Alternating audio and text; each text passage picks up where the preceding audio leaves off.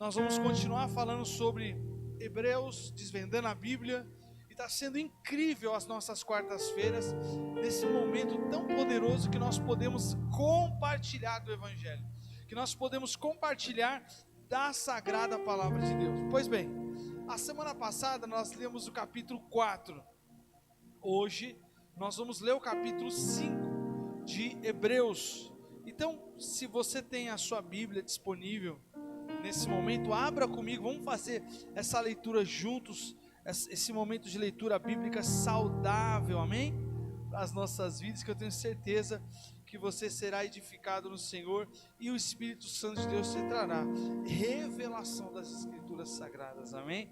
Então abram comigo no livro de Hebreus, capítulo de número 5, versículo 1, que diz assim a palavra do Senhor: todo sumo sacerdote é um homem escolhido para representar outras pessoas nas coisas referentes a Deus. Ele apresenta oferta e sacrifício pelos pecados, e é capaz de tratar com bondade os ignorantes e os que desviam, pois está sujeito às mesmas fraquezas. Nós temos que entender aqui que Hebreus vai exaltar a pessoa de Cristo. Hebreus vai mostrar Jesus Cristo como soberano, como Salvador, como o grande Messias, como o grande Redentor da humanidade. E quando nós lemos agora no capítulo 4, nós lemos a semana passada, e agora no 5, vai falar e ratificar a respeito do sumo sacerdote Jesus Cristo. Mas algo nos chama a atenção aqui, porque na descendência de Arão nós temos o sumo sacerdote do Antigo Testamento. Agora o Cristo, ele não é como os sumos sacerdotes que, além de levar o sacrifício das pessoas para expiação, ele tinha que também fazer expiação pelos seus pecados. Então, em outras palavras, assim como uma pessoa comum que vinha trazer uma oferta no Antigo Testamento para sacrifício, o sumo sacerdote que cuidava dessa oferta, ele também tinha que ter a mesma prática, a mesma conduta, porque ele também errava, porque ele também pecava. Por isso que o texto no versículo 2 vai dizer: e é capaz de tratar com bondade os ignorantes e os que se desviam, pois está sujeito às mesmas fraquezas. É por isso que precisa oferecer sacrifício pelos próprios pecados, bem como o pecado do povo. Ninguém assume essa posição de honra por si só. Ele deve ser chamado por Deus, como aconteceu com Arão. Então, todos que foram levantados como sumo sacerdote foram levantados por uma ordenança do próprio Deus. Deus, ele interviu, ele intermediou, ele testificou para que determinadas pessoas fossem levantadas como sumo sacerdote. E assim também como nosso Jesus Cristo, que foi levantado, ele veio à terra por ordenanças do Deus Pai.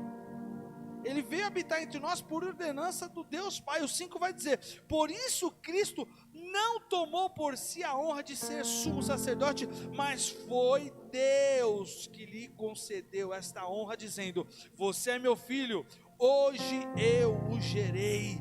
Então Cristo foi gerado nos céus, no sentido de preparo, no sentido de equipado, para habitar sobre a terra, para tomar a forma humana, para ser soprado sobre o ventre de Maria, e Maria durante 9 meses gerar Jesus Cristo na sua barriga, em seu ventre. No 6 diz, e em outra passagem diz: você é sacerdote para sempre, segundo a ordem de Melquisedeque. Esse é o Jesus. É o Jesus sumo sacerdote, só que ao contrário dos outros sumos sacerdotes que já passaram, Cristo, ele não pecou, ele não errou, ele não se desviou dos princípios da palavra de Deus. O 7 diz: enquanto Jesus esteve na terra, ofereceu orações e súplicas em alta voz e com lágrimas aquele que podia salvá-lo da morte. As suas orações foram ouvidas por causa da sua profunda devoção. Embora fosse filho, aprendeu a obediência por meio de seu sofrimento. Com isso foi capacitado para ser o sumo sacerdote perfeito e tornou-se forte e tornou-se fonte de salvação eterna para todos que lhe obedecem. E Deus o designou sumo sacerdote segundo a ordem de Melquisedeque. Então nós estamos falando de um sumo sacerdote perfeito. Cristo é o perfeito, é o enviado do Deus Pai para vir à terra e pagar um preço, e um preço de cruz, de morte, e agora a ressurreição, simbolizando a vitória, simbolizando a glória, simbolizando a redenção de Cristo dentre os mortos, e tomando agora a autoridade sobre nossas vidas, de nos conceder a graça que é o favor imerecido, a graça que é o acesso na presença do Senhor. Ele tem isso para a nossa vida, essa comunhão, esse acesso, esse livre andar em sua presença. Voltando um pouco, resgatando, lá em Hebreus capítulo 4, versículo 14, diz: tendo, pois, a Jesus, o Filho de Deus, como grande sumo sacerdote, que penetrou aos céus, conservemos firme a nossa confissão, porque não temos sumo sacerdote que não possa compadecer-se das nossas fraquezas. Antes foi ele tentado em todas as coisas, a nossa semelhança, mas sem pecado. Acheguemo-nos, portanto, confiadamente junto ao trono da graça, a fim de recebermos misericórdia e acharemos graça para socorro em ocasiões oportunas. Primeiro ponto que nós temos que encarar dentro dessa leitura: Jesus é o nosso sumo sacerdote. Nós lemos, avançando para o capítulo 5 que nós estamos lendo no dia de hoje, nós vamos entender claramente isso. Jesus é maior que Arão, o sumo sacerdote. Jesus, Arão representa a promessa ou a sombra, o outro é o cumprimento, Jesus. Então, Arão representa o que viria no futuro, que era Cristo. Não era Cristo, era Arão, mas ele era um tipo de Cristo, ele era uma representatividade de Cristo, ele era uma sombra daquilo que viria no futuro. Ele, como sumo sacerdote, estava representando aquele que seria o futuro sumo sacerdote perfeito para com toda a humanidade. Um é tipo, Arão é um tipo, o outro é o antítipo. Pão e vinho são símbolos do antítipo do corpo e sangue de Cristo. Então, Arão era um tipo de Cristo, mas o antítipo, que agora é Jesus Cristo, que vai surgir e revelar e descortinar aquilo que o Antigo Testamento já apontava sobre os tempos vindouros da vida do Salvador, da vinda do Messias. Então, origem etimológica grega: antitupos, repelido, repercutido, correspondente, antítipo. É isso, esse é o Cristo revelado. Esse é o Cristo que apresenta-se no Antigo Testamento uma sombra da sua vinda, mas agora no Novo Testamento ele surge, e surge triunfante, surge como valente de Deus, surge como leão da tribo de Judá, surge como o Salvador das nações da terra que o buscarem, que o aceitarem como único e suficiente Salvador de suas vidas. Então Jesus é grande em sua obra foi completa e não precisa ser repetida. Foi completo o que ele fez, assim como foi completa a criação. Tudo que foi criado não precisou ser criado novamente. Tudo que foi firmado sobre a terra não precisou ser firmado novamente, porque Deus fez e era tudo perfeito, e Deus se agradou daquilo que tinha feito. E Cristo, ele é o culminar de tudo que Deus foi fazendo e foi expandido no Antigo Testamento. Esse é o Cristo. Outra coisa que nós aprendemos nessa leitura que fizemos aqui em Hebreus capítulo 4, do versículo 14 ao 16, segunda coisa é que Jesus é soberano. Então, se ele não fosse homem, não poderia nos representar, e se não fosse Deus, não poderia fazer o sacrifício. Então esse é o Jesus perfeito, que apesar de tomar a forma humana, nascer da Virgem Maria, ele não pecou como o restante da humanidade. Ele não errou como o restante da humanidade. Apesar de ter a forma humana e passar pelas mesmas coisas que nós aqui passamos, ele continuou sendo 100% homem e também continuou sendo 100% Deus. Terceira coisa importante é que Jesus se compadece de nós. Isso é maravilhoso, irmãos. Sentir compaixão, condoer-se, sabe aquela empatia, sabe se colocar no lugar do próximo? Esse é o Jesus, porque ele passou pelo que passamos, ele viveu o que vivemos hoje, ele teve aflições que nós temos hoje. Então esse é o Cristo que nos entende, esse é o Cristo que habitou sobre a terra e sabe das nossas necessidades, e sabe das nossas fragilidades, e sabe daquilo que nós somos carentes e precisamos. Por isso que ele é hoje o nosso advogado fiel, como diz a palavra de Deus. Ele advoga por nós, ele pleiteia a nossa causa, ele nos defende, ele nos protege, ele nos redime, ele nos reconcilia. Tudo isso porque ele habitou entre nós, ele se fez carne e habitou entre nós. E como diz Isaías, como uma ovelha muda, ele foi ao matadouro. E Cristo, o Salvador, o nosso amado Criador, louvado seja Deus, sendo 100% Deus e 100% homem, ele morreu na cruz do Calvário. Ele foi o sacrifício. Então ele foi o sumo sacerdote que leva o sacrifício, mas ele foi o próprio sacrifício também. E ao terceiro dia ele ressuscita. Quando a lança foi colocada do seu lado, a Bíblia fala que saía o quê? Água. Por quê? O sangue foi a consumação na cruz. O sangue dele saiu por completo. Ele deu o sangue dele derramado, vertido sobre a cruz, para que eu e você pudéssemos ser reconciliados, para que eu e você pudéssemos ser redimidos por Cristo. Então esse é o Jesus que nós servimos. Ele se compadece de nós, como diz aqui em Hebreus. Quarto, Jesus triunfou sobre todas as tentações, né? Foi ele tentado em todas as coisas, a nossa semelhança, mas sem pecado. Nós lemos isso em Hebreus capítulo 4. Então, apesar dele estar na terra, apesar dele ter os mesmos sofrimentos que nós, os mesmos anseios que nós, ele não pecou, ele não errou, ele não se desviou do seu propósito, da sua missão, da sua divindade. Ele continuou 100% Deus sobre a terra. Então Hebreus, ele vai descortinar para nós essa soberania de Cristo, e o quanto Jesus Cristo é importante para nós, o quanto Jesus Cristo é fundamental para nós, o quanto Jesus Cristo ele é necessário para a nossa vida.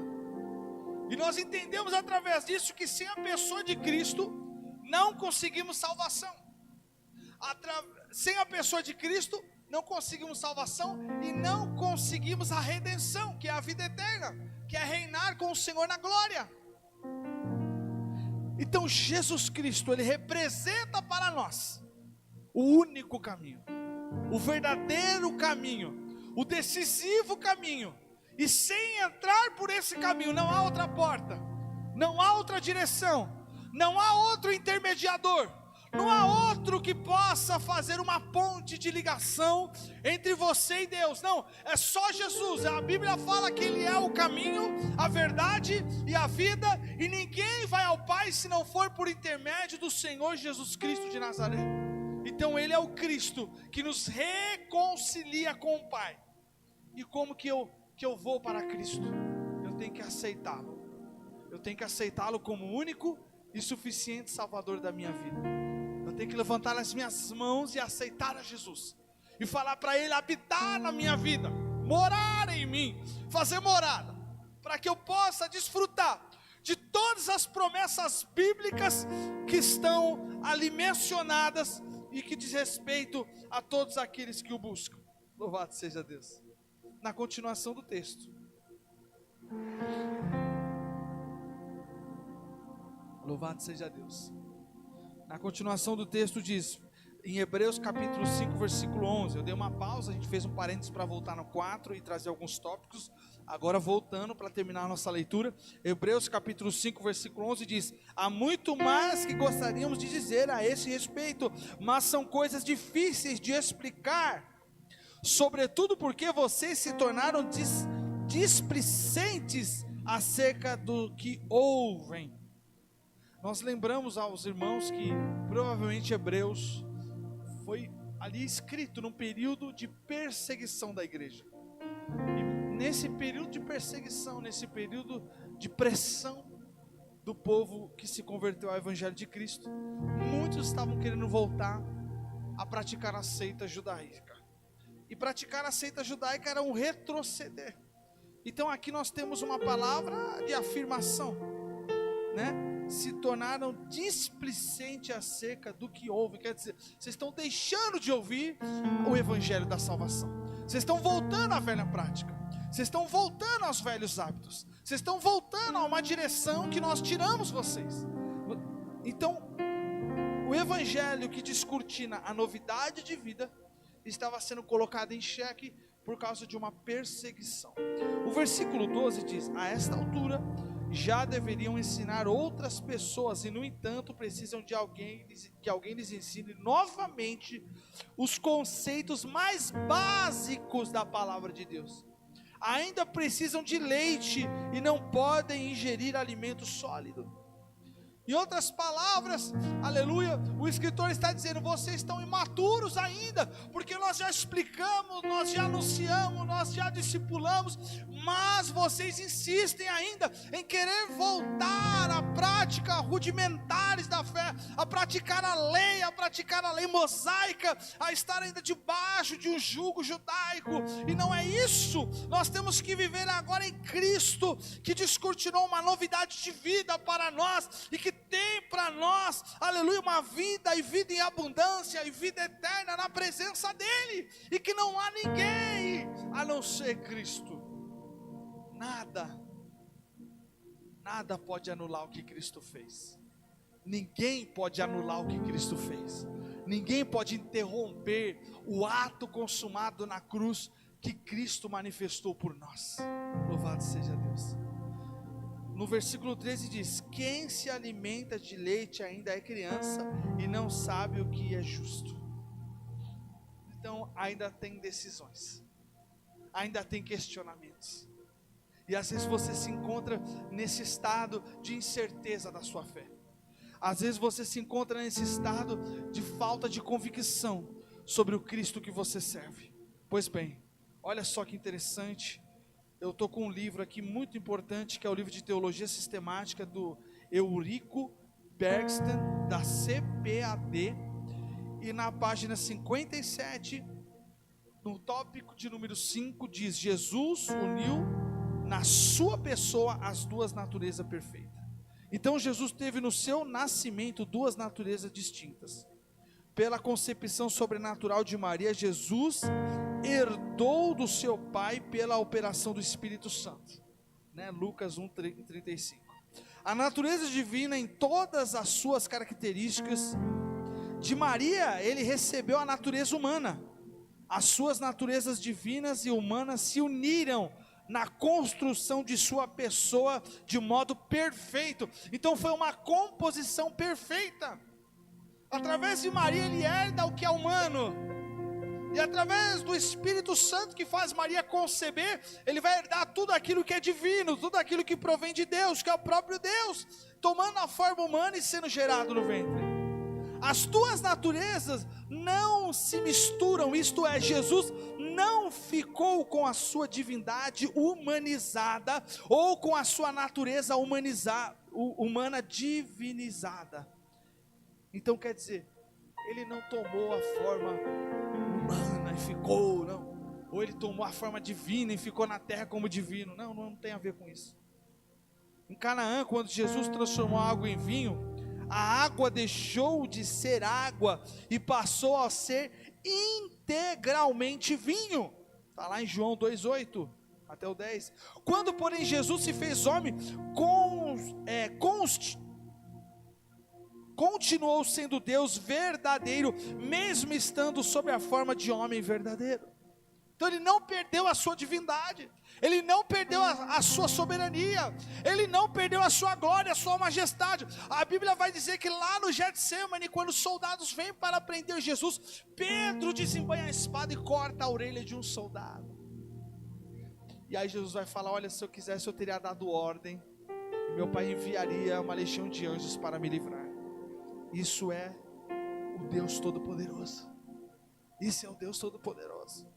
As duas naturezas operavam assim simultaneamente e separadamente na sua pessoa. Jamais houve conflito entre as duas naturezas, porque Jesus, como homem, seja nas suas determinações ou autoconsciência, sempre conforme a direção do Espírito Santo, sujeitava-se à vontade de Deus de acordo com a sua natureza divina.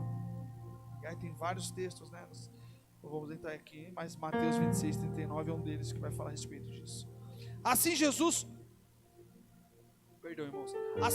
possuía duas naturezas em uma só personalidade, as quais operavam de um modo harmônico e perfeito em uma única, indissolúvel e eterna. Essa realidade tem um símbolo maravilhoso na arca do tabernáculo. A arca era feita de madeira e cetim coberto com ouro, quer dizer, representando Cristo, né? Olha que lindo, a tampa da arca, chamada de propiciatório, era o lugar onde o sangue da expiação era aspergido. A arca é um símbolo de Jesus, olha o que eu disse, como o nosso mediador, que revestidos de glória está no santuário do céu, onde entrou com o sangue da expiação. Assim como a madeira da arca, símbolo da humanidade de Cristo, não se misturava com o ouro, símbolo da divindade de Cristo, assim também as duas naturezas de Jesus permanecem juntas, formando a nossa arca perfeita. Glória a Jesus! Esse é o Cristo perfeito. Esse é o Cristo que desceu na terra de forma perfeita e pode trazer para nós redenção. No último versículo 14 lá de Hebreus 5 vai dizer: o alimento sólido é para os adultos, que pela prática constante são capazes de distinguir entre certo e errado. Pela prática constante, eu medito e eu continuo a meditar. Então eu me alimento de Cristo, Ele é o pão da vida, eu me alimento de Cristo, eu vivo para Cristo, eu oro em nome de Jesus Cristo, eu abençoo em nome de Jesus Cristo, eu rendo louvores ao Senhor Jesus Cristo, porque é Ele por mim, Ele é o meu Salvador, Ele é o meu Redentor, Ele é o Todo-Poderoso, que intervém e que pleiteia as minhas causas nos momentos mais conturbados da minha vida. Esse é o Jesus que temos que servir. Esse é o Jesus que a Bíblia nos apresenta, 100% homem, 100% Deus, que por nenhum fio de momento, por nenhum milésimo de segundo da sua existência sobre a terra, Ele errou, Ele pecou, Ele falhou. Não, Ele foi 100% santo, Ele foi 100% Deus, glorioso, majestoso, o Cordeiro de Deus, sem ruga, sem mácula ou coisa semelhante. Ele foi levado ao matadouro por mim e por você. Jesus foi chicoteado, e durante o período de açoites, nós vamos ver os historiadores falando de armas de tortura que eram usadas para agredir o corpo físico de Jesus Cristo. E algumas dessas armas chegavam a arrancar a sua perna, outras cortavam a sua perna. E Jesus foi colocado sobre ele uma coroa, mas não uma coroa de um rei que assentou-se sobre um trono, não, era uma coroa envolto de zombaria, de chacota. E essa coroa era uma coroa de espinhos, e como se não bastasse colocá-la sobre a sua cabeça, eles apertaram essa coroa para que ela fixasse, aleluia, junto às suas veias superiores da sua cabeça, da sua fronte, da testa, da sua parte, da sua cabeça, sendo colocada essa coroa, e ali o sangue jorrando. a dor vindo. Mas como ovelha muda, ele foi ao matadouro. E ele foi por mim, por você. Era para eu estar lá. Era para você estar lá. Quem merecia a condenação era eu. Quem merecia a condenação era você. Mas ele foi em meu lugar e disse: olha, eu vou por você. Porque eu te amo. Porque eu não quero que você seja condenado. Porque eu não quero que você fique para a eternidade ao inferno. Não, eu quero te dar uma oportunidade de ter um encontro comigo. Então eu vou por você. E Cristo foi à cruz por toda a humanidade, até a última criança que vai nascer sobre essa terra. Ele morreu e ressuscitou por toda a humanidade, para que nós pudéssemos hoje ter acesso livre ao Pai, por intermédio de Cristo, que é o nosso intercessor, que é o nosso advogado fiel. Esse é o Cristo que servimos. Esse é o Jesus que opera em nós e através de nós. Escolha viver em Cristo. É lindo, Hebreus. Nós vamos continuar na quarta que vem. Sou Igreja de Deus.